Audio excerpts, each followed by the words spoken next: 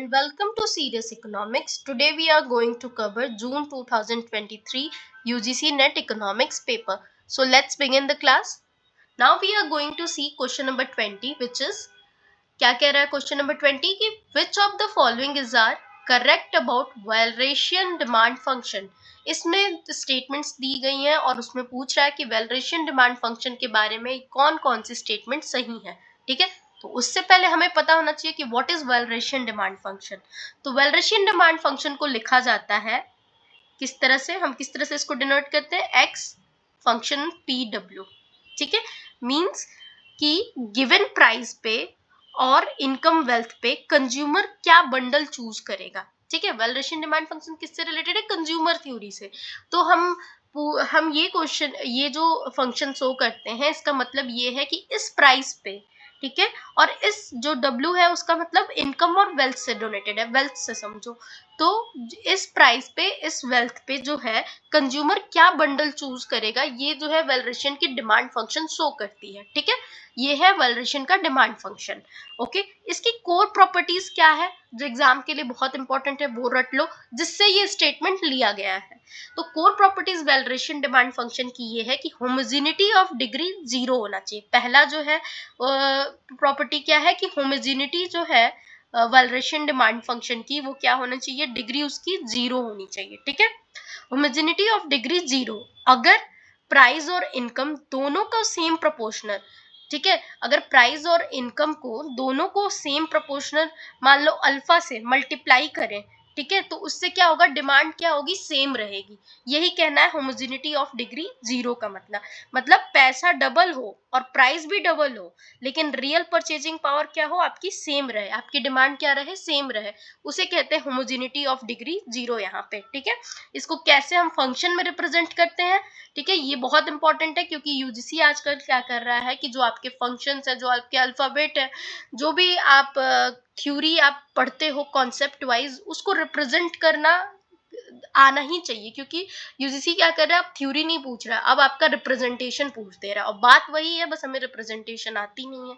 ठीक है, तो हम देख लेते हैं कि जो हमने अभी बात की कि पैसा डबल हो और प्राइसेस भी डबल हो, तो रियल परचेजिंग पावर क्या है, सेम रहेगी और डिमांड भी सेम रहेगा. ठीक है, तो चलो अब हम देखते हैं इसको कैसे फंक्शन में रिप्रेजेंट कर सकते हैं. तो एक्स जो है अल्फा पी अल्फा डब्ल्यू, ठीक है, इक्वल किसके हो जाए, एक्स पी डब्ल्यू.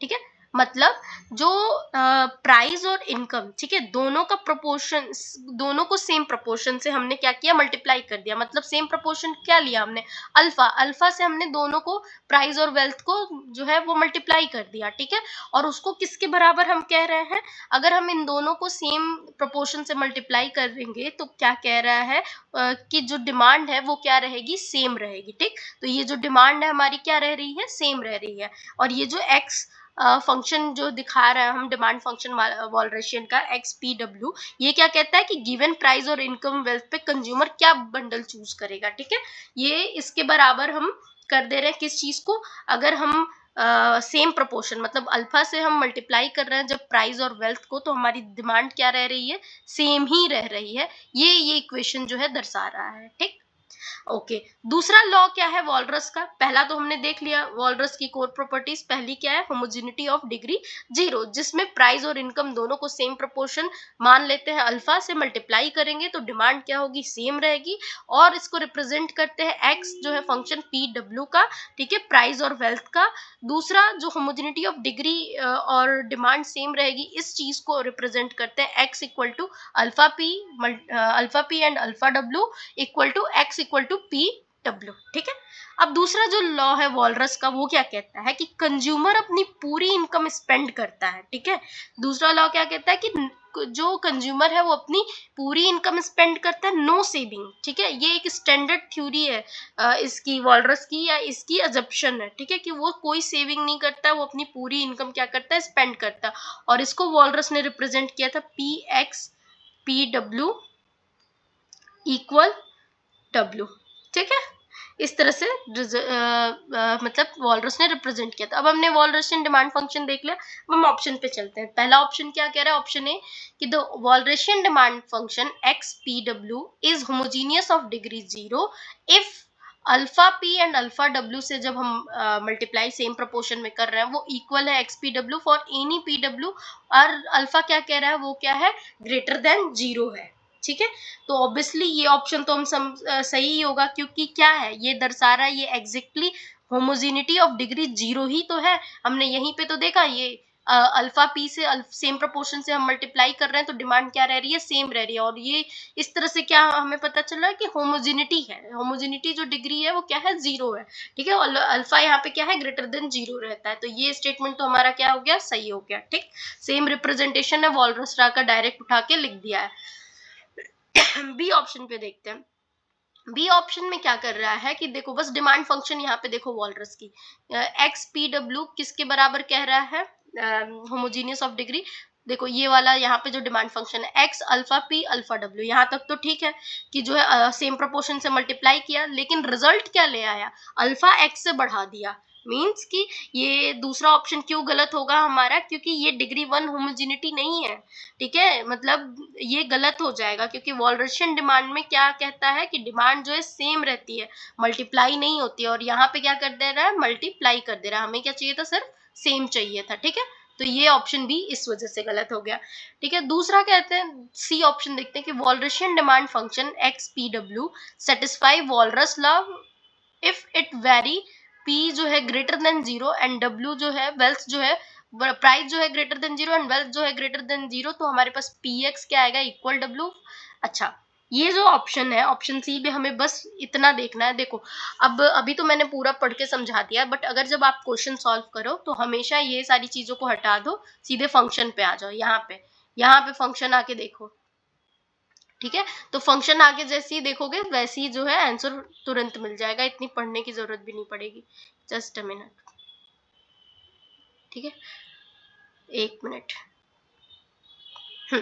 तो हमें क्या देखना है, ये फंक्शन देखना, P X equal to W को। ठीक है, ये क्या है, ये वॉलरस लॉ को ही तो रिप्रेजेंट कर रहा है, P X equal to W. Total expenditure क्या है, इक्वल है इनकम के। तो ये ऑप्शन भी करेक्ट है, ये ऑप्शन भी करेक्ट है। डी ऑप्शन को देखते हैं कि कंज्यूमर जो है फुली मतलब स्पेंड करेगा, एक्सपेंड नहीं होगा यहाँ पे, फुली स्पेंड हिज वेल्थ। ठीक है, सही बात है, ऑप्शन डी भी जो है वो करेक्ट है। यही तो हमने वॉलरस का सेकंड लॉ देखा कि उसमें कोई सेविंग नहीं होगी। ठीक, अच्छा, ऑप्शन ई क्या कह रहा है कि price and wealth both change in same proportion then individual consumption choice does not change. ये भी बात सही है, हमने यही वाला रिप्रेजेंट करके तो समझा कि एक्स जो है क्या है, अल्फा अगर पी से अल्फा डब्ल्यू से मल्टीप्लाई कर रहे हैं तो जो हमारी डिमांड है वो क्या रह रही है, वो सेम रह रही है। हम सेम प्रोपोर्शन से मल्टीप्लाई कर रहे हैं, तो ये भी तो कह रहा है कि सेम प्रोपोर्शन से दोनों चेंज हो रहे हैं, प्राइस एंड वेल्थ इंडिविजुअल की, लेकिन कंजप्शन नहीं चेंज हो रही है। तो हमारा क्या आ गया option A C D E, क्या है, डी करेक्ट। ठीक है, चलो अब हम नेक्स्ट क्वेश्चन पे चलते हैं, क्वेश्चन नंबर 21। क्वेश्चन नंबर 21 क्या कहता है कि which of the following are not symptoms of multicollinearity in regression model. ठीक है, तो कह रहा है कि इसमें से क्या जो है मल्टीकोलिनियरिटी के सिम्टम्स को रिप्रेजेंट नहीं कर रहा है इस ऑप्शंस में से। सबसे पहले अगर हमारा कीवर्ड इस क्वेश्चन में क्या है, मल्टीकोलिनियरिटी, जिसके बारे में पूछ रहा है, तो इसको जानना बहुत जरूरी है। तो जब इंडिपेंडेंट वेरिएबल आपस में हाईली कोरिलेटेड होते हैं, ठीक है, जब इंडिपेंडेंट वेरिएबल आपस में हाईली कोरिलेटेड होते हैं तो क्या आता है, मल्टीकोलिनियरिटी की सिचुएशन आती है। और उससे प्रॉब्लम क्या होती है, अच्छा क्यों हाईली कोरिलेशन से प्रॉब्लम आती है, क्योंकि हम जो है इधर इसको डिपेंडेंट मानते हैं, इधर वेरिएबल को इंडिपेंडेंट मानते हैं। ठीक है, तो अब मान लो ये जो इंडिपेंडेंट डिपेंडेंट कोरिलेट कर जाएंगे तो जो रिजल्ट आएगा मॉडल का वो बायस आएगा। वो बायस रिजल्ट आने के कारण या इनएफिशिएंट रिजल्ट आने के कारण क्या होगा कि इसीलिए इसमें कोरिलेशन ना ही हो तो मतलब जब अगर कोरिलेशन ना माना गया है तो इसको इंडिपेंडेंट ही रहने दो, इसको डिपेंडेंट ही रहने दो। ठीक है, एक दूसरे में कोरिलेशन ना ही सो हो तो बेटर होता है। तो मल्टीकोलिनियरिटी क्या करता है कि हाईली कोरिलेटेड दिखा देता है। ठीक है, और उससे क्या होता है, प्रॉब्लम क्या आ जाती है मॉडल में कि कोएफिशिएंट जो होते हैं अब वो अनस्टेबल हो जाते हैं। ठीक है, जो टी वैल्यू आती है वो भी इनसिग्निफिकेंट हो जाती है और जो इंटरप्रिटेशन होता है क्या हो जाता है उसका मुश्किल हो जाता है कि मॉडल में क्या ही इंटरप्रिटेट करें, क्या गलत हुआ है। तो मल्टीकोलिनियरिटी के कारण ये सारे इश्यूज आते हैं। समझ आ गया?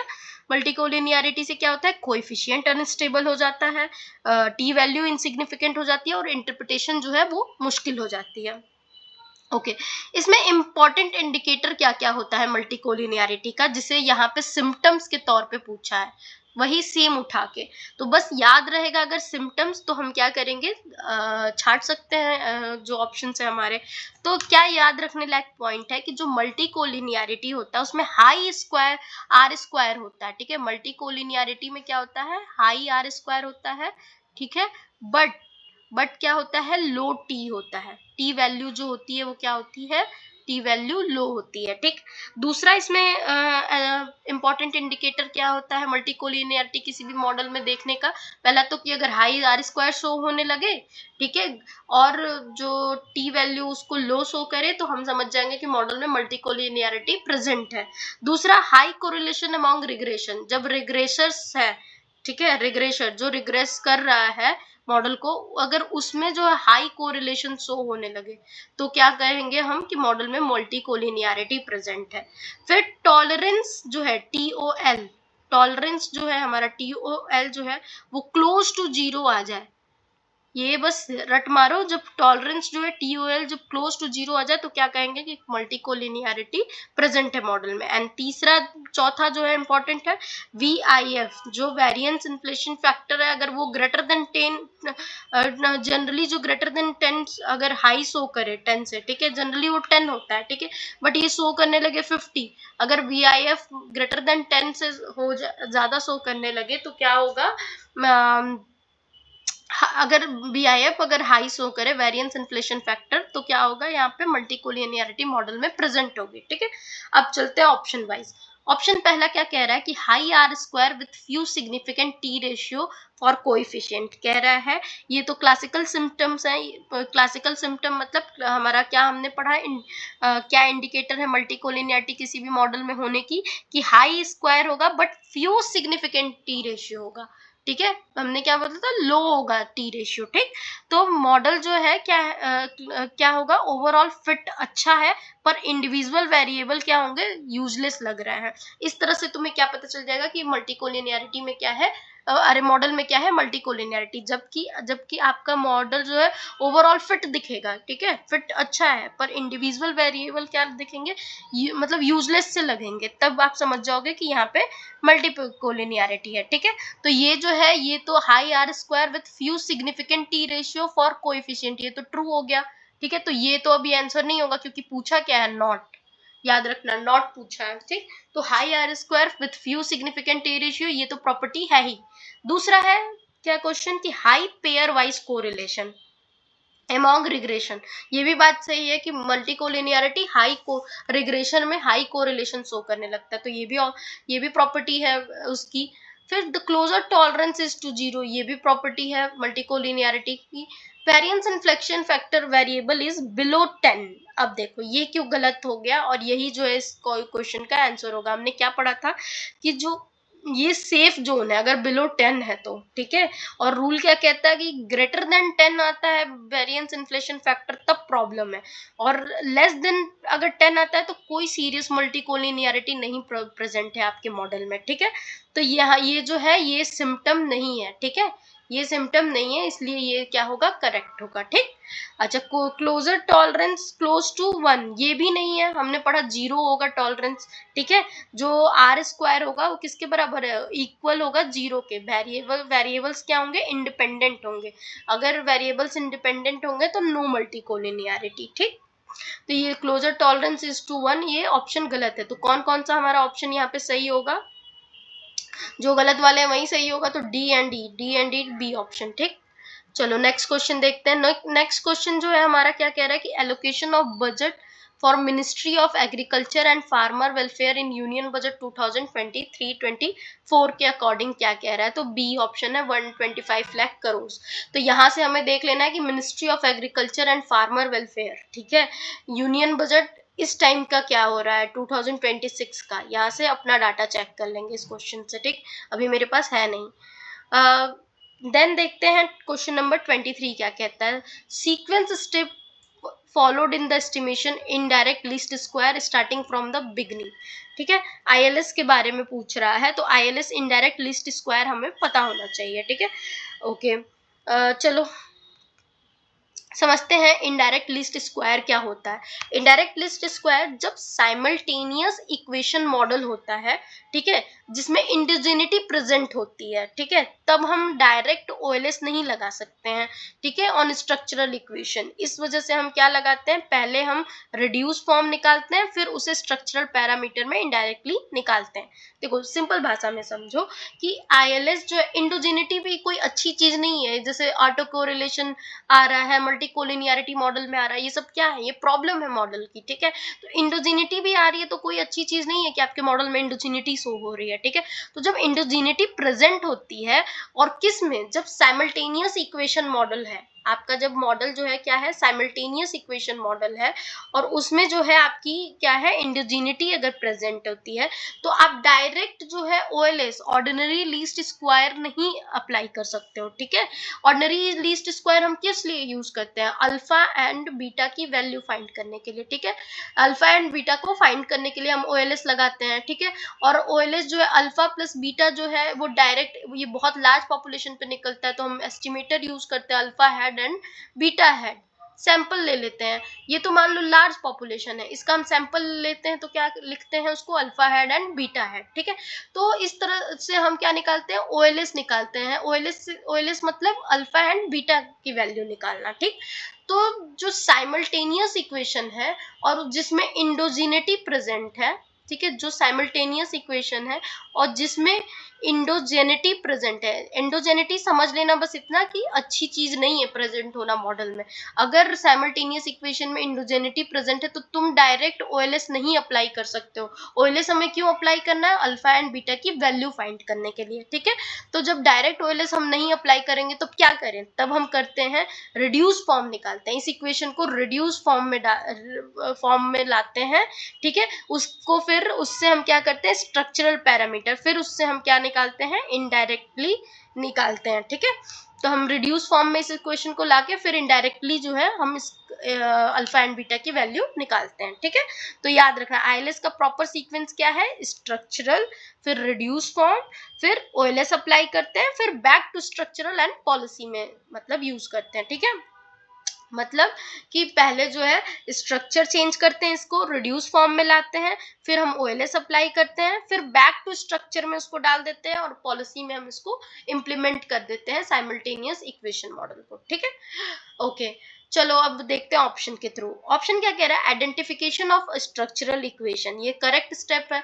जब तुम साइमल्टेनियस इक्वेशन देखोगे तो तुम्हें रियलाइज होगा कि भाई अब इसमें इंडोजेनिटी प्रेजेंट है, मैं डायरेक्ट ओएलएस नहीं लगा सकता हूँ, तो फिर मैं देखूंगा कि इसमें मैं क्या रिड्यूस फॉर्म में इसको क्या कर सकता हूँ। ठीक है, तो आप आइडेंटिफाई कर रहे हो ना उस स्ट्रक्चर को, उस इक्वेशन के स्ट्रक्चरल इक्वेशन को, उस इक्वेशन के स्ट्रक्चर को, तो ये पहला आपका स्टेप होगा कि आप आइडेंटिफिकेशन ऑफ स्ट्रक्चरल इक्वेशन, सबसे पहले आप मॉडल आइडेंटिफाई करते हो। ठीक है, कि और सबसे सॉरी इस तरह से नहीं समझो, मान लो इक्वेशन देखे तो पहले यही देख लो कि ये कौन सा मॉडल है। ठीक है, साइमल्टेनियस इक्वेशन मॉडल है कि नॉर्मल मॉडल है। ठीक है, तो ये आइडेंटिफिकेशन पहला स्टेप होगा, तो ये करेक्ट ऑप्शन है। दूसरा जो है दूसरा ऑप्शन जो है आपका होगा स्टेप ए, तो ये हो गया। दूसरा होगा D option, obtaining reduce form of equation. पहले आप आइडेंटिफाई करोगे किसी भी मॉडल को, ठीक है, ये कौन सा मॉडल है, देन आप मॉडल आइडेंटिफाई करते ही आप सेकंड स्टेप पे जाओगे, वो क्या होगा, ऑब्टेनिंग रिड्यूस फॉर्म इक्वेशन। ठीक है, मतलब स्ट्रक्चरल को आप सॉल्व करके रिड्यूस फॉर्म में कन्वर्ट करते हो। ठीक है, आप इंडोजेनिटी देखते हो तो आप ओएलएस लगाने के लिए इस स्ट्रक्चर को चेंज करते हो और रिड्यूस फॉर्म में अप्लाई करते हो, तो ये दूसरा स्टेप हो जाता है आपका। तीसरा जो है आप फिर क्या करते हो, अब आपको समझ आ गया कि अब रिड्यूस फॉर्म में आ गया, अब आप एप्लीकेशन क्या किसका लगाते हो, ओएलएस का लगाते हो अल्फा एंड बीटा की वैल्यू फाइंड करने के लिए। ठीक है, तो रिड्यूस फॉर्म इक्वेशन पर ओएलएस हम यहाँ लगाते हैं। देन हमारा चौथा स्टेप क्या होगा कि ऑब्टेनिंग रिड्यूस कोएफिशिएंट, मतलब यहाँ थोड़ा ट्रिकी है, मतलब इन द सेंस कि एक्चुअली यहाँ मीनिंग ये है कि रिड्यूस फॉर्म से स्ट्रक्चरल कोएफिशिएंट आप डिराइव करते हो। जब आपने ओएलएस निकाल के ओएलएस लगाया, अल्फा एंड बीटा की वैल्यू फाइंड की, अब उस जो रिड्यूस फॉर्म इक्वेशन आया है आपका, उससे आप कोएफिशिएंट भी फाइंड करते हो। ठीक है, तो ये आपका चौथा स्टेप हो जाएगा। ठीक है, एंड पांचवा लास्ट स्टेप ये होगा कि आपने सब कर लिया, अब आप इसको यूज कर लोगे मॉडल को पॉलिसी में। ठीक है, फाइनल गोल है आपका पॉलिसी एनालिसिस करना। ठीक, चलो तो अब हम क्या आंसर इसका बैठेगा, ए ऑप्शन क्या है, identification of structural equation, obtaining reduce form of equation, application of OLS, फिर obtaining structural coefficient and use the model for policy. ठीक, नेक्स्ट चलो देखते हैं क्वेश्चन नंबर 24। 24 क्या कहता है, 24 कह रहा है with the same monetary base, same monetary base से which of the following will lead to an increase in broad money. ठीक है, कि कौन सा जो है सेम मॉनेटरी बेस पे ब्रॉड मनी में हमारी इंक्रीज ले आता है। ठीक है, तो सबसे पहली बात कि हमें याद रखना है कि जो मनी मॉनेटरी बेस है वो उसे उसका मतलब क्या है, यहाँ पे मॉनेटरी बेस का मतलब है हाई पावर्ड मनी। ठीक है, हाई पावर्ड मनी मतलब जो रिजर्व बैंक के पास होती है, जिसको आरबीआई कंट्रोल करती है। ठीक है, ये आरबीआई की रिजर्व की तरह कंसिडर्ड होती है हाई पावर्ड मनी, जिसे M0 भी कहते हो। ठीक है, तो देखो करेंसी प्लस रिजर्व को मिला के क्या बनती है, हाई पावर्ड मनी, और जिसे मॉनेटरी बेस भी कहते हैं, इसे आरबीआई कंट्रोल करती है। ठीक है, ब्रॉड मनी का कॉन्सेप्ट यहाँ पूछ रहा है, तो ब्रॉड मनी से तुरंत याद आना चाहिए M3 को बोल रहा है। ठीक है, M3 क्या है, ब्रॉड मनी है, और M1 और M2 तुम्हारे क्या होते हैं, नैरो मनी होते हैं। ठीक है, तो M3 जो है ब्रॉड मनी है। ब्रॉड मनी जो है किससे, मान लो मनी मल्टीप्लायर से हम रिलेट करते हैं ब्रॉड मनी को। ठीक है, मतलब क्वेश्चन क्या बोल रहा है कि मॉनेटरी बेस जो है सेम है, मतलब जो हाई पावर्ड मनी मतलब एच जो है वो क्या है, कांस्टेंट है, चेंज सिर्फ क्या होगा, मल्टीप्लायर में होगा। ठीक है, तो आंसर किस पे डिपेंड करेगा, डिपेंड करेगा कौन कौन जो है मल्टीप्लायर बढ़ाता है। ठीक है, क्वेश्चन को डिकोड किया, मॉनेटरी बेस कह रहा है सेम है, तो एच जो है क्या है, कांस्टेंट है यहाँ पे। ठीक है, एच जो है कांस्टेंट है, तो फिर बोल रहा है कि lead to increase in broad money, increase हो रहा है, इंक्रीज मतलब क्या, मल्टीप्लायर। ठीक है, ब्रॉड मनी क्या है, ब्रॉड मनी में इंक्रीज ला रहा है, तो मल्टीप्लायर इफेक्ट के बारे में पूछ रहा है, तो चेंज सिर्फ मनी मल्टीप्लायर में ही होगा। ठीक है, तो आंसर क्या हम फाइंड करना है इन ऑप्शन में कि कौन मल्टीप्लायर बढ़ाता है।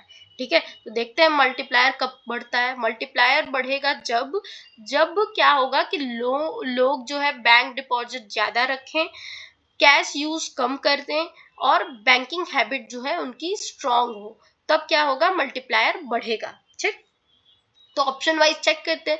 High transaction cost of converting deposit into cash. ठीक है, मतलब कि लोग जो है कैश विदड्रॉन कम करेंगे, डिपॉजिट बैंक में रहेगा। अगर इस तरह का पॉलिसी आप लगाते हो कि हाई ट्रांजेक्शन कॉस्ट है आपका डिपॉजिट को कैश में बदलने में, ठीक है, तो लोग बैंक में ही रखे रहेंगे। ठीक है, तो इससे क्या होगा, इससे मल्टीप्लायर तो इंक्रीज होगा ही होगा। ठीक, ओके, चलो देखते हैं, बट दूसरा देखते हैं क्या ऑप्शन कह रहा है। दूसरा कह रहा है कि हायर इन्वेस्टमेंट अंडर SLR। ठीक है, हायर इन्वेस्टमेंट अंडर SLR मतलब बैंक को ज्यादा पैसा गवर्नमेंट सिक्योरिटीज में रखना पड़ेगा। ठीक है, तो higher investment under SLR, bank को ज्यादा पैसा गवर्नमेंट सिक्योरिटीज में रखना पड़ेगा। उससे क्या होगी कि लेंडिंग कम होगी, लेंडिंग कम होगी तो मनी क्रिएशन कम होगा, और मल्टीप्लायर यहाँ पे क्या होगा, डिक्रीज होगा। तो ये तो ऑप्शन गलत हो गया। हायर यूज ऑफ कैश, फिर अगर लोग ज्यादा कैश रखेंगे तो क्या होगा, डिपॉजिट कम होगा, तो क्रेडिट क्रिएशन कम होगा, और मल्टीप्लायर यहाँ पे क्या होगा, डिक्रीज होगा।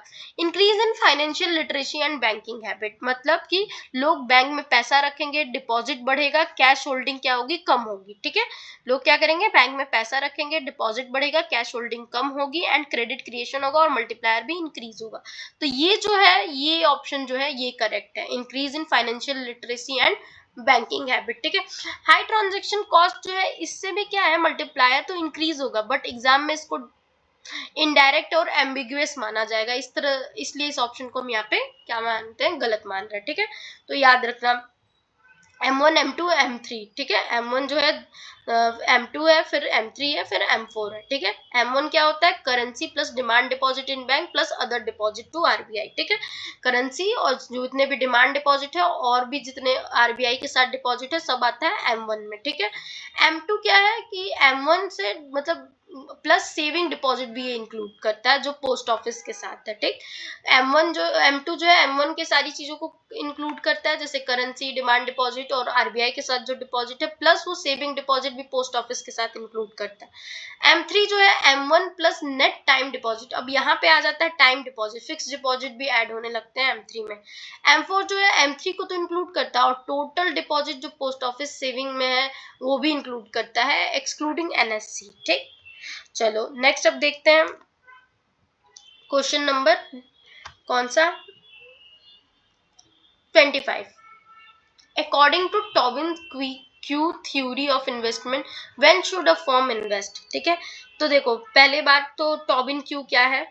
टॉबिन क्यू ये होता है कि अगर मार्केट बोल रहा है कि तुम्हारी फर्म की वैल्यू ज्यादा है कॉस्ट से, तो न्यू कैपिटल बनाना क्या होगा, प्रॉफिटेबल है। टॉबिन क्यू ये कहते हैं, टॉबिन क्यू कहते हैं कि अगर मार्केट बोल रहा है कि तुम्हारी फर्म की वैल्यू ज्यादा है कॉस्ट से, तो न्यू कैपिटल बनाना क्या है, प्रॉफिटेबल है इसमें। और टॉबिन क्यू को फॉर्मूला देते हैं क्यू का, क्या कहते हैं कि market value of capital, market value of capital, ठीक है, अपॉन में क्या होगा आपका रिप्लेसमेंट कॉस्ट ऑफ कैपिटल, ठीक है। तो टॉबिन क्यू का जो क्यू का फॉर्मूला होता है वो क्या होता है, market value of capital upon में रिप्लेसमेंट कॉस्ट ऑफ कैपिटल, ठीक है। ओके, डिसीजन कैसे लेते हैं टॉबिन क्यू में, तो अगर जो टॉबिन क्यू का क्यू है वो अगर ग्रेटर देन 1 होगा तो क्या होगा, ये इसका मतलब ये है कि मार्केट वैल्यू जो है वो क्या है, तुम्हारी ज्यादा है कॉस्ट से, ठीक है। अगर Q जो है अगर ग्रेटर देन 1 होगा तो मार्केट वैल्यू क्या है, कॉस्ट से ज्यादा है, ठीक है। तो फर्म क्या करेगी, यहाँ पे इन्वेस्ट करेगी, ठीक। Q क्या है, अगर ग्रेटर देन 1 है तो मार्केट वैल्यू क्या है, कॉस्ट से ज्यादा है, तो इन्वेस्ट करेगी फर्म यहाँ पे। Q अगर लेस देन 1 है मतलब मार्केट वैल्यू जो है कम है कॉस्ट से, मतलब यहाँ पे फर्म क्या है, इन्वेस्ट नहीं करेगी, ठीक है। और Q जो है अगर इक्वल है 1 के तो न्यूट्रल, ठीक है। तो जो मार्केट है वो इंडिफरेंट रहेगी, वो कोई रिएक्शन नहीं देगी, ठीक है। चलो अब ऑप्शंस देखते हैं क्या कह रहा है। There is a increase in the price of output, ठीक है। मतलब कह रहा है कि आउटपुट प्राइस इंक्रीज होने से क्या होगा, प्रॉफिट इंक्रीज होगी, फर्म की मार्केट वैल्यू बढ़ेगी, तो यहाँ से क्या है, टॉबिन क्यू तो इंक्रीज ही होगी ना, ठीक है। तो ये करेक्ट ऑप्शन हो गया। फिर क्या करेगा, फर्म जो है इन्वेस्ट करेगा। दूसरा कह रहा है increase in marginal, there is increase in marginal product of capital, ठीक है। मतलब इंक्रीज इन मार्जिनल प्रोडक्ट के बारे में बात कर रहा है, कैपिटल के, एमपीके के इंक्रीज होने की। तो अगर एमपीके इंक्रीज होता है, मार्जिनल प्रोडक्ट कैपिटल इंक्रीज हो रहा है, तो प्रोडक्टिविटी भी इंक्रीज होगी। प्रोडक्टिविटी अगर इंक्रीज होगी तो रिटर्न्स भी आएंगे, रिटर्न्स भी इंक्रीज होगा, रिटर्न इंक्रीज होगा तो फर्म की वैल्यू भी बढ़ेगी, ठीक है। तो इससे क्या होगा, टॉबिन की क्यू वैल्यू भी बढ़ेगी। तो बी ऑप्शन भी क्या है, ये भी सही है, ठीक है। There is increase in rate of interest, ठीक है। ये क्यों गलत है, क्योंकि इंटरेस्ट रेट इंक्रीज होने से क्या होता है, कॉस्ट ऑफ इन्वेस्टमेंट इंक्रीज हो जाता है। इंटरेस्ट रेट अगर इंक्रीज होगा तो कॉस्ट ऑफ इन्वेस्टमेंट इंक्रीज होगा, और इन्वेस्टमेंट जो इंक्रीज होगा तो क्या होगा कि अगर कॉस्ट इन्वेस्टमेंट करने की इंक्रीज हो जाएगी तो इन्वेस्टमेंट इससे डिस्करेज होता है, और क्यू की जो फर्म है वो इन्वेस्ट नहीं करती है, और क्यू जो टॉबिन के क्यू है वो नीचे आ जाता है। देन डी ऑप्शन कह रहा है कि there is a decrease in rate of depreciation. इसका मतलब क्या है, तो डिक्रीज इन डेप्रिसिएशन रेट का मतलब है कि कैपिटल ज्यादा टाइम तक क्या है, यूजफुल रहेगा, ठीक है। डेप्रिसिएशन रेट बढ़ नहीं रहा है, डिक्रीज हो रहा है, तो फ्यूचर रिटर्न भी ज्यादा आएगा, तो यहाँ पे क्यू क्या होगा, इंक्रीज होगा, तो ये भी ऑप्शन क्या होगा, करेक्ट होगा, ठीक। मार्जिनल बेनिफिट जो है ग्रेटर होगा मार्जिनल कॉस्ट से, ये भी जनरल इन्वेस्टमेंट रूल है कि डायरेक्टली इंप्लाई करता है कि इन्वेस्टमेंट क्या होगा, तो ये भी क्यू बढ़ाएगा ही अगर बेनिफिट इन्वेस्टमेंट का ज्यादा है कॉस्ट से। तो जिसमें टॉबिन क्यू किससे रिलेटेड है, फर्म से रिलेटेड है, तो जिस ऑप्शन से फर्म को फायदा मिलेगा वो सारे सही होंगे। तो क्या है option C, A B D E, बस एक ऑप्शन सी जो है वो गलत है, ठीक। चलो, फर्म कब इन्वेस्ट करेगा, जब क्यू जो है ग्रेटर देन 1 होगा। फर्म कब नहीं इन्वेस्ट करेगा, जब क्यू जो है लेस देन 1 होगा, ठीक है। चलो अब नेक्स्ट क्वेश्चन देखते हैं हम अपना, फॉरेन एक्सचेंज स्वैप के बारे में, एफएक्स स्वैप। तो देखो फॉरेन एक्सचेंज स्वैप एक मतलब फॉरेन एक्सचेंज स्वैप है क्या, पहले ये समझते हैं। तो फॉरेन एक्सचेंज स्वैप एक कॉम्बिनेशन ट्रांजैक्शन का होता है, ठीक है, जिसमें क्या आता है, एक ट्रांजैक्शन स्पॉट मार्केट में होता है, दूसरा फॉरवर्ड मार्केट में होता है। इसे दोनों को अपोजिट, दोनों जो होते हैं वो क्या होते हैं, अपोजिट डायरेक्शन में होते हैं, ठीक है। तो फॉरेन एक्सचेंज स्वैप क्या है, एक कॉम्बिनेशन है ट्रांजैक्शन, एक कॉम्बिनेशन ट्रांजैक्शन होता है जिसमें एक ट्रांजैक्शन स्पॉट मार्केट में होता है, दूसरा फॉरवर्ड मार्केट में, दोनों अपोजिट डायरेक्शन में होते हैं, ठीक है। एक्चुअल डेफिनेशन अगर देखें तो एग्जाम के लिए याद रख लेना, स्पॉट सेल मतलब फॉरवर्ड परचेज, ठीक है, या स्पॉट परचेज मतलब spot purchase plus forward sale, ठीक है। मतलब देखो सिंपल बात यह है कि स्पॉट सेल का मतलब होता है spot sale plus forward repurchase, ठीक है, सेम ही बात है। स्पॉट सेल या फॉरवर्ड रीपर्चेज जो है सेम ही बात है। स्पॉट परचेज, ठीक है, plus spot purchase plus forward sale, ठीक है, इसका मतलब समझते हैं। फॉरवर्ड सेल, ठीक है, मतलब आज करेंसी एक्सचेंज करोगे तो फ्यूचर में अपोजिट ट्रांजैक्शन जो है फिक्स होगा, ठीक है। अगर आज करेंसी एक्सचेंज करोगे तो फ्यूचर में जो अपोजिट ट्रांजैक्शन है वो फिक्स होगा, ठीक है। अगर सिंपली समझे कि आज तुम यूएस डॉलर बेचते हो मतलब स्पॉट सेल करते हो, ठीक है, तो फ्यूचर में तुम्हें क्या होगा, तुम यूएस डॉलर वापस खरीदने का कॉन्ट्रैक्ट करते हो, जिसे कहते हैं फॉरवर्ड रीपर्चेज भी। यही क्या है, फॉरेन एक्सचेंज स्वैप है, ठीक है। मतलब स्पॉट सेल के साथ आप फॉरवर्ड रीपर्चेज का भी जो है कॉन्ट्रैक्ट करते हो। आप तुरंत आज बेच रहे हो यूएस डॉलर और तुम यूएस डॉलर का वापस खरीदने का भी कॉन्ट्रैक्ट करते हो, जिसे कहते हैं हम फॉरवर्ड रीपर्चेज, ठीक है। चलो अब एनालिसिस करते हैं ऑप्शन का। Spot purchase of A currency combined with forward repurchase of that currency, ठीक है। नहीं देखो यहाँ पे पूछ रहा है फॉरेन एक्सचेंज स्वैप के बारे में, तो स्पॉट परचेज और फॉरवर्ड रीपर्चेज क्या है, दोनों सेम डायरेक्शन में जाते हैं। ये देखो हमने इस फॉरवर्ड रीपर्चेज के साथ क्या होना चाहिए, स्पॉट सेल होना चाहिए, ठीक है। तो दोनों सेम डायरेक्शन में जाएंगे, स्पॉट परचेज फॉरवर्ड रीपर्चेज दोनों परचेज हैं, ठीक है। तो स्वैप में क्या होना चाहिए, अपोजिट होना चाहिए, तो इस वजह से ये ऑप्शन क्या होगा, गलत होगा। Spot sale and forward repurchase ये परफेक्ट अपोजिट कॉम्बिनेशन है कि आज सेल कर रहे हो फ्यूचर में आप रीपर्चेज करोगे, ठीक है, अपने यूएस डॉलर को। दूसरा, sale and purchase of currency in forward market, मतलब कि दोनों फॉरवर्ड में हो रहा है, ठीक है, सेल एंड परचेज दोनों क्या हो रहा है, फॉरवर्ड में हो रहा है। लेकिन स्वैप जो है, स्वैप में हमने क्या पढ़ा, वो एक स्पॉट में नहीं होता है, ठीक है। स्वैप में एक स्पॉट होता है प्लस एक फॉरवर्ड होता है, ठीक है। तो एक तुरंत आज और कल में नहीं होगा। हम फॉरेन एक्सचेंज स्वैप में आज बेचते हैं, फ्यूचर में बेनिफिट लेते हैं, या जो भी फ्यूचर की बात होती है सेम टाइम पे नहीं होता है। तो sale and purchase forward in market ये गलत हो गया। Purchase of currency in spot market ये भी इनकम्प्लीट स्टेटमेंट है, इसका मतलब ही नहीं कुछ समझ आया। तो जो ऑप्शन बी है हमारा करेक्ट है, क्या है, option B spot sale plus forward repurchase, ठीक है। Okay, interest rate parity forward rate spot rate, देखो ये फॉर्मूला है, स्पॉट रेट इंटू 1+RA+1+RB, ठीक है। अब याद रखना गोल्डन रूल एक तरह से कि अगर दोनों ट्रांजैक्शन सेम डायरेक्शन में है या सेम मार्केट में है तो स्वैप जो है वो नहीं होगा, ठीक। स्वैप के लिए अपोजिट होना चाहिए और सेम मार्केट नहीं होना चाहिए, ठीक। अच्छा, नेक्स्ट अब क्वेश्चन देखते हैं। According to sample registration system which of the following, मतलब एसआरएस के अकॉर्डिंग जो है Indian state has been highest level of lifetime risk during 2018 and 20। अब देखो ये 2018 और 20 का डाटा पूछ रहा है, प्रेजेंट में डाटा इन सारे क्वेश्चन का प्लीज चेक कर लेना। क्या कह रहा है कि, या फिर मैं एक बार आखिरी में पूरा डाटा ले ही आऊंगी नेक्स्ट जब कंप्लीट हो जाएगा ये पेपर। तो कह रहा है कि according to sample registration system Indian state जो है highest level of lifetime risk पे है 2018-20 में। तो एसआरएस डाटा के हिसाब से जो है 0.39% बिहार का है, उत्तर प्रदेश में 0.50 का लाइफ टाइम रिस्क है, मध्य प्रदेश का 0.53 है एंड छत्तीसगढ़ का 0.35 है, ठीक है। तो ऑप्शन सी जो है ये मध्य प्रदेश सही होगा, 0.53 लाइफ टाइम रिस्क इसमें ज्यादा है, ठीक।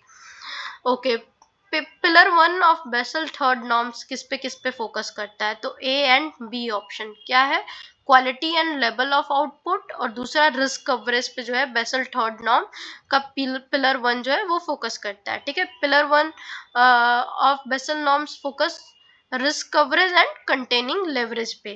ठीक है, वेसल थर्ड क्या है देख लेते हैं। पिलर 1 में क्या होता है, इनहेंस करना minimum capital and liquidity requirement को। ठीक है, पिलर 2 जो है इनहेंस करता है सुपरवाइजरी रिव्यू प्रोसेस को from wide risk management and capital planning. ठीक है, पिलर 1 पे minimum capital and liquidity requirement को इनहेंस करना। दूसरा जो है पिलर, उसमें इनहेंस करना supervisory review process for form wide risk management and capital planning पे। पिलर थर्ड जो है इनहेंस करता है risk disclosure and market discipline. ठीक है, अच्छा, which is not a dimension of human development index, कौन सा डायमेंशन नहीं है? तो देखो, ability to lead a long life and healthy life, life expectancy include ही होता है ह्यूमन डेवलपमेंट इंडेक्स में, तो ये करेक्ट है। Ability to acquire knowledge, ability to acquire knowledge जो है ये भी सही है। Ability to achieve decent standard of living, ये भी सही है। क्लीन इन्वायरमेंट के बारे में बात नहीं हुई थी, तो जो नॉट पूछ रहा है तो ये ऑप्शन सही हो गया। ठीक है, तो dimension of human development index क्या है कि एक लॉन्ग हेल्दी लाइफ मेजर्ड किसके द्वारा किया जाता है, life expectancy at birth. Knowledge मतलब measured by mean year of schooling and expected year of schooling से जो है नॉलेज डिटरमाइंड होता है। डिसेंट स्टैंडर्ड लिविंग मतलब measured by GNI per capita in purchasing power parity in terms of US dollar. ठीक, next अब देखते हैं गुनान मडाल जो है ऑर्थर किसके हैं। तो गुनान मडाल जो है उन्होंने क्या कौन कौन सी किताब लिखी है, तो Asian drama, an American dilemma, and तीसरा जो है economic theory and underdeveloped region. ठीक है, ये जो है इन्होंने जो है इस चीज के ऑर्थर हैं। ठीक, एशियन ड्रामा 1968 में आई थी, अमेरिकन डिलेमा जो है 1944 में आया था, इकोनॉमिक थ्योरी जो है 1958 में। तो रिसेंट कौन सा है, एशियन ड्रामा।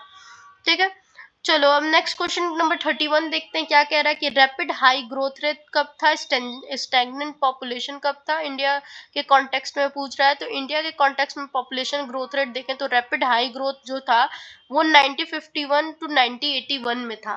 ठीक है, जब आज़ादी, जब कॉन्स्टिट्यूशन कॉन्स्टिट्यूट हुआ उससे लेके 18 जो 1980 के पीरियड था तब तक जो हमारे पास रैपिड हाई ग्रोथ था। ठीक है, याद रखना रैपिड हाई ग्रोथ कब था, जब कॉन्स्टिट्यूशन बिल्ड हुआ था तब से लेके 80 तक। ठीक है, स्टैग्नेंट पॉपुलेशन कब हो गई थी, मतलब एकदम स्थिर पॉपुलेशन, न बढ़ रही थी न घट रही थी, ये जब ये हुआ था हमारा 1891 टू 1921 में। ठीक है, मतलब 1890 से क्या है 20 के बीच में, जो है 1920 के बीच में जो हमारी पॉपुलेशन ना बढ़ रही थी ना घट रही थी। ठीक है, स्टैग्नेंट हो गई थी।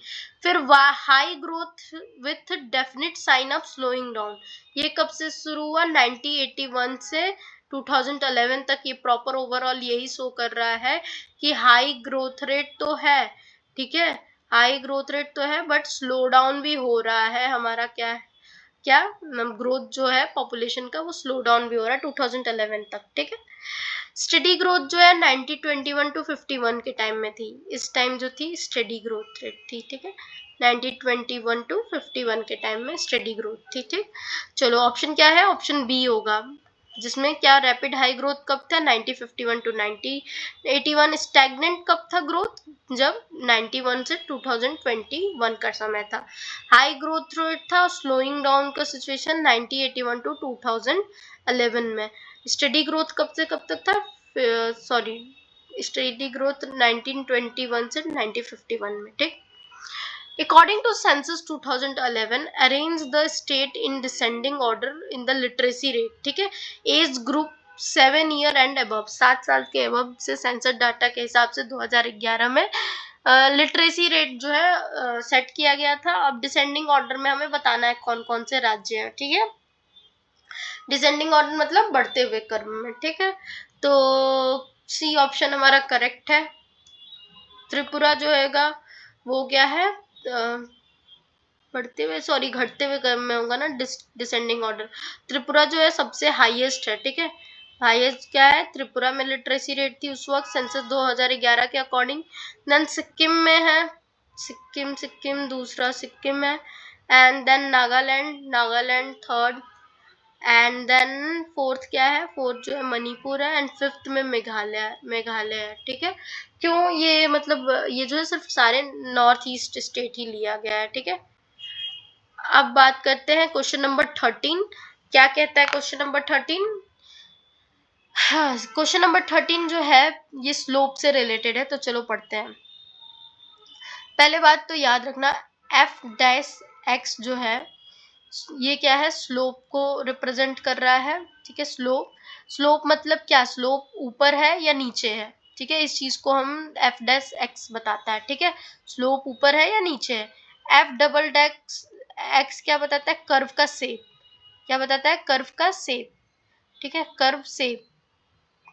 ठीक है, कप है या कैप है, कप है या कैप है, ये जो है हमें बताता है एफ डबल डैश एक्स। ठीक है, तो चलो देखते हैं, अगर एफ डैश एक्स जो है वो ग्रेटर देन 0 होगा, ठीक है, 0 से ज्यादा होगा, तो क्या होगा, फंक्शन क्या होगा, इंक्रीजिंग होगा, मतलब ऊपर जा रहा होगा। ठीक है, इंक्रीजिंग होगा तो मतलब क्या है, स्लोप जो है वो ऊपर जा रहा होगा। एफ एक्स हमने क्या देखा, एफ डैश एक्स जो है स्लोप बताता है, एफ डबल डैश एक्स क्या बताएगा, कर्व का शेप बताएगा। ठीक है, तो यहाँ पे जो एफ डैश एक्स है ये अगर ग्रेटर देन 0 है, तो ग्रेटर देन 0 है मतलब कि फंक्शन क्या है, इंक्रीजिंग है, तो मतलब एफ एक्स क्या है, ऊपर जा रहा है, और ऊपर जा रहा है एफ एक्स मतलब कि स्लोप ऊपर जा रहा है। ठीक, अगर एफ डैश एक्स जो है लेस देन होगा 0 का, तो उसका क्या मतलब होगा कि जो है फंक्शन क्या है, डिक्रीजिंग है। ठीक है, फंक्शन क्या है, डिक्रीजिंग है। ठीक है, तो जो स्लोप है क्या है, नीचे आ रहा है। देखो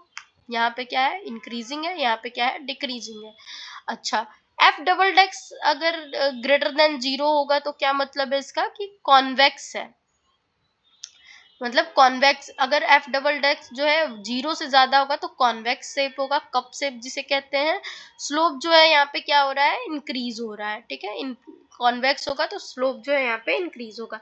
एफ डबल डेक्स अगर 0 से लेस देन होगा, ठीक है, तो क्या होगा, यहाँ पे कॉनकेव शेप होगा। कॉनकेव शेप का मतलब क्या है, स्लोप जो है वो क्या है, इंक्रीज हो रहा है, सॉरी स्लोप जो है क्या हो रहा है, डिक्रीज हो रहा है। ठीक है, चलो, तो अब हर ऑप्शन को चेक करते हैं।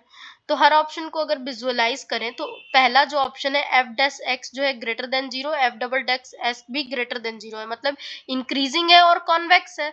इंक्रीजिंग शेप, इंक्रीजिंग स्लोप है और कॉन्वेक्स जो है शेप है, तो ठीक है, मतलब कर्व जो है ऊपर जा रहा है और धीरे धीरे और स्टिप हो रहा है। ठीक है, इस शेप को क्या कहते हैं, जैसे एक्सपोनेंशियल ग्रोथ वाला शेप है। ठीक, तो ये ऑप्शन जो है वो किससे मैच होगा, ये ऑप्शन जो हमारा किससे मैच होगा, ए ऑप्शन जो है 4 से मैच होगा। ठीक है, ए ऑप्शन जो हमारा क्या है, 4 से मैच होगा, क्योंकि क्या है, ये इंक्रीजिंग स्लोप तो है, पर क्या है, ये कॉन्वेक्स है नहीं है, क्या है, ये कॉनकेव शेप शो कर रहा है, तो ये ए ऑप्शन कहाँ जाएगा हमारा, यहाँ जाएगा। ठीक है, ये जो है ये क्या है, इंक्रीजिंग स्लोप भी शो कर रहा है और कॉन्वेक्स शेप भी है। ठीक, अब देखते हैं एफ डैश ग्रेटर देन 0 दूसरा दे रहा option, and F double dash less than 0, मतलब इंक्रीजिंग है। ठीक है, इंक्रीजिंग तो है, ग्रेटर देन है तो स्लोप तो इंक्रीजिंग है, प्लस पर जो शेप है वो क्या है, कॉनकेव है। ठीक है, तो तुम देखो ये किससे मैच होगा, फर्स्ट से, ये इंक्रीजिंग तो है पर क्या है, कॉनकेव है। कॉन्वेक्स इस तरह होता है, कॉनकेव इस तरह होता है, याद रखना। तो ये हमारा क्या हो गया, इससे मैच। ठीक, कॉनकेव शेप इस तरह का होता है, कॉन्वेक्स जो है इस फोर्थ वाले की तरह होता है। ठीक है, अब देखो फिर सी ऑप्शन क्या कह रहा है, एफ डैश जो है लेस देन 0 है, एफ डबल डैश जो है लेस देन 0 है, मतलब कि डिक्रीजिंग है और प्लस क्या है, कॉनकेव है। ठीक है, लेस देन 0 है, लेस देन 0 मतलब कॉनकेव होता है, एफ डबल डैश और less than 0 F dash x जो है लेस देन 0 है, मतलब डिक्रीजिंग है और प्लस कॉनकेव है। अब ऐसा कहाँ दिख रहा है कि जो डिक्रीजिंग भी हो और कॉनकेव भी हो। ठीक है, ये जो ऑप्शन है हमारा क्या कहते हैं, ऑप्शन सेकंड से मैच होगा। ठीक है, ये क्या है, डिक्रीजिंग भी है और क्या है, कॉनकेव शेप भी है। ठीक, डिक्रीजिंग है और क्या है, कॉनकेव शेप है। ठीक है, मतलब कि नीचे आ रहा है और स्टिप हो रहा है, शेप जो है डाउनवर्ड कर्व है, यहाँ पे फास्टर फॉल हो रहा है। ठीक, ऑप्शन डी क्या कह रहा है, एफ डैश जो है लेस देन 0 है, F double dash greater than 0 है, मतलब कि यहाँ पे तो डिक्रीजिंग है पर क्या है, ये जो है कॉन्वेक्स शेप है। ठीक है, डिक्रीजिंग एंड कॉन्वेक्स शेप, तो ये मतलब नीचे आ रहा है पर फ्लैट हो रहा है। ठीक है, डिक्रीजिंग बट फ्लैटनिंग, और ये कौन सा ऑप्शन है, ऑप्शन हमारा थर्ड है। ठीक है, डिक्रीजिंग है प्लस कॉन्वेक्स है, ठीक है। चलो ये अब ऑप्शन समझ आ गया, ठीक है। दो चीज याद रखना, एफ डैश देखो मतलब स्लोप के बारे में, एफ डैश जब भी देखना एफ डैश, ठीक है, मतलब ये क्या बताता है, स्लोप के बारे में, जो कि बढ़ रहा है या घट रहा है, ठीक है, ऊपर या नीचे। और एफ जब डबल डैश हो तो क्या बताएगा, शेप बताएगा। कौन सा शेप, कॉन्वेक्स या कॉनकेव, ठीक है, कॉनकेव। और कॉनकेव का शेप कैसा होता है, इस तरह का, ठीक है, और कॉन्वेक्स का इस तरह का, ठीक। नेक्स्ट क्वेश्चन करते हैं। नेक्स्ट क्वेश्चन जो है कह रहा है find the extremum of u x square plus y square plus z subject to x plus y plus z plus equal to 1। मतलब कि फंक्शन दिया हुआ है यूटिलिटी का, ठीक है, x square plus y square plus z square, और constraint भी दिया हुआ है, ठीक है। कंस्ट्रेंट क्या दिया है, x plus y plus z क्या है, इक्वल है 1 के। तो तुम्हें क्या फाइंड करना है, या तो मिनिमम या मैक्सिमम वैल्यू जो है फाइंड करनी है, ठीक है। कंस्ट्रेंट के साथ लेकिन फाइंड करना है हमें, ठीक है, मिनिमम और मैक्सिमम जो है कंस्ट्रेंट के साथ फाइंड करना है। तो कंस्ट्रेंट ऑप्टिमाइजेशन के लिए हम क्या यूज करते हैं, लैग्रेंज का यूज करते हैं, याद रखना। जब कंस्ट्रेंट को, ये जो कंस्ट्रेंट है इसको ऑप्टिमाइज करना होता है तो हम लैग्रेंज का यूज करते हैं। और ये जो क्वेश्चन है वो कहाँ से है, टिपिकली लैग्रेंज मल्टीप्लायर से रिलेटेड है, ठीक है। तो चलो स्टेप वाइज इस क्वेश्चन को बनाते हैं। तो देखो क्या दे रहा है, u जो है x square plus y square plus z square है, ठीक है। और इसमें कंस्ट्रेंट क्या दे रहा है, x plus y z equal to 1 है, ठीक। तो लैग्रेंज मल्टीप्लायर में बनाने के लिए हम लैम्डा से मल्टीप्लाई करते हैं, ठीक है, लैम्डा से मल्टीप्लाई करते हैं। तो चलो कंस्ट्रेंट को मल्टीप्लाई करते हैं, ये तो एज इट इज लिख दिया इक्वेशन जो है x square plus y square plus z square, plus हम लैम्डा से क्या मल्टीप्लाई कर देंगे, कंस्ट्रेंट को, ये जो 1 है इधर आ जाएगा, ठीक। तो जब लैम्डा से कंस्ट्रेंट को मल्टीप्लाई करेंगे तो उसके बाद हम क्या करेंगे, डेरिवेशन करेंगे, ठीक है, हर एक का डेरिवेशन करेंगे। पहले 2x प्लस लैम्डा का डेरिवेशन, पहले x का डेरिवेशन करते हैं, फिर y का डेरिवेशन करेंगे, फिर z का डेरिवेशन करेंगे अलग से, और फिर क्या करेंगे, कंस्ट्रेंट का डेरिवेशन करेंगे, ठीक है। चार में हम अलग अलग बांट देते हैं। मतलब पहले हमने क्या किया कि लैम्डा से मल्टीप्लाई किया, लैम्डा से हमने क्या किया, कंस्ट्रेंट को मल्टीप्लाई किया, ठीक है। और कंस्ट्रेंट को मल्टीप्लाई करने के बाद हमने क्या कर दिया कि हर एक इक्वेशन को डिराइव कर दिया, ठीक है। डिराइव मतलब कि डिफरेंशिएट करना, ठीक है। तो हमने x का एक डिफरेंशिएशन लेंगे, फिर y का अलग से, फिर z का डिफरेंशिएशन, फिर इस कंस्ट्रेंट का भी डिफरेंशिएशन करेंगे, ठीक। तो हमारे ये चार इक्वेशन बनेंगे, ठीक है। तो देखो एडिंग फर्स्ट सेकंड थर्ड, तो हम तीनों को प्लस करके जीरो के इक्वल हमने ला दिया। जब हम डिफरेंशिएशन कर लिए हैं तब ये इसने जीरो के इक्वल फिर रखा, क्योंकि मैक्सिमाइज और मैक्सिमा या मिनिमम फाइंड करने के लिए हम डिफरेंशिएशन के बाद उसको किसके इक्वल रखते हैं, जीरो के इक्वल रखते हैं, ठीक है। तो स्टेप याद रखना कि कभी भी लैग्रेंज मल्टीप्लायर का जब क्वेश्चन आए तो पहले उसको कंस्ट्रेंट को आप लैम्डा से मल्टीप्लाई करो, फिर उस हर एक इक्वेशन को मतलब हर एक एक्स वाई जेड जो भी जितना भी टर्म हो उसको डिफरेंशिएट करो, और कंस्ट्रेंट को भी डिफरेंशिएट करो, और जितना जो भी आए डिफरेंशिएशन के बाद 1 2 3 4 में जितना भी आए तो आप क्या करो, उसको जीरो के इक्वल रख दो, ठीक है। जितना एक्स वाई जेड का आपने अभी अभी कंस्ट्रेंट को अलग रखो, ठीक है। फिर ये जब हम इक्वल जीरो के रखते हैं तो हमारी लैम्डा की वैल्यू क्या आती है, -2/3 एंड +2/3, ठीक है। दो वैल्यू आती है क्या, -2/3 एंड सॉरी एक ही वैल्यू आ रही है, -2/3 आ रही है, ठीक है। अच्छा ये जो लैम्डा की वैल्यू हम इक्वेशन में पुट कर दे रहे हैं तो क्या आ जा रहा है, x जो है हमारा 1/3 आ जा रहा है, ठीक है। ठीक है, तो सिमिलरली जो है अगर लैम्डा की वैल्यू सारे इक्वेशन में हम पुट कर रहे हैं तो y की वैल्यू आ गई, z की वैल्यू आई, तो x एंड y z की वैल्यू आ गई यहाँ पे, ठीक है। तो यहाँ पे जो है क्या फाइंड करने के लिए कहा था, वैल्यू ही फाइंड करने के लिए बोला था, ठीक है।